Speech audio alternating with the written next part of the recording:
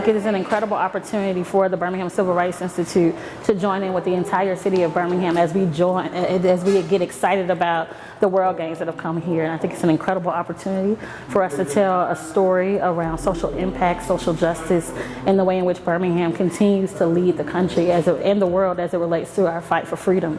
And so this exhibit, to me, everything is exciting. We have iconic pieces in here from Muhammad Ali, from Hank Aaron, from Bubba Wallace, and so many others who have their path and their progress in the arena, in the sports arena, have led to opportunities for us to talk about things that may divide us, but also bring us together. And so we're on the world stage once again, and I think we're in a great place here at the Birmingham Civil Rights Institute.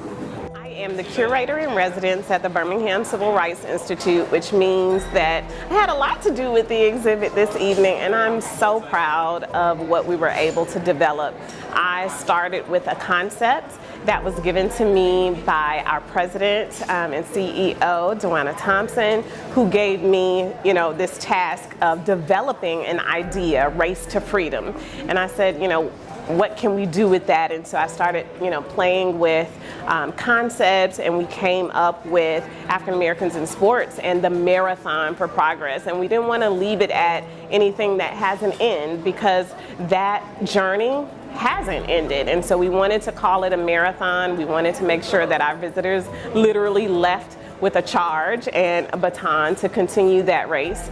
I think what I am enjoying the most about the exhibit is to relive some of the memories of people who were instrumental in sports over the years, especially African American athletes that played a big part, some of which I'd forgotten about because it's been so long, but to see those athletes and to realize that they overcame some tremendous hurdles in order for them to be successful. Well, I think that one of the things that the exhibit will give a historical perspective to African American athletes and the challenges that they faced throughout their professional careers, even the amateur careers of some of these individuals.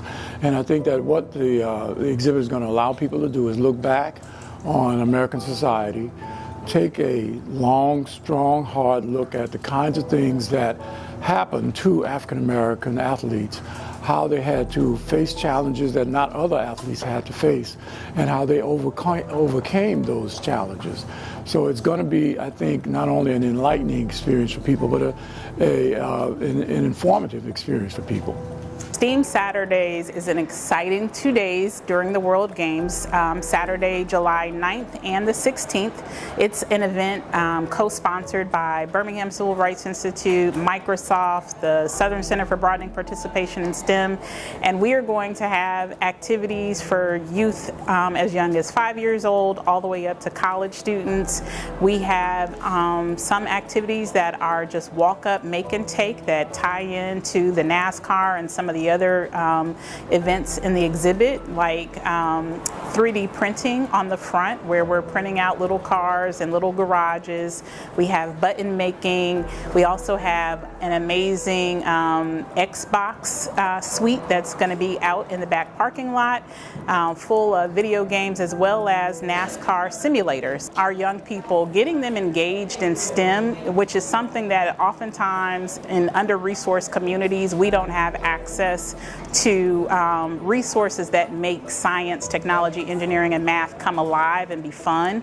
And that kind of keeps us out of those career pathways. And so one thing I like to say is that in order to be it, you have to see it. And so by getting them engaged, getting them, having a good time while learning, that is something that is going to stick and stay with a young person, and something that they want to explore beyond just the 30 minutes or the 1 hour that they might be engaged here on this day. It will spark something that hopefully they will, seek more in their own schools, in their communities, or come back here when we host additional activities.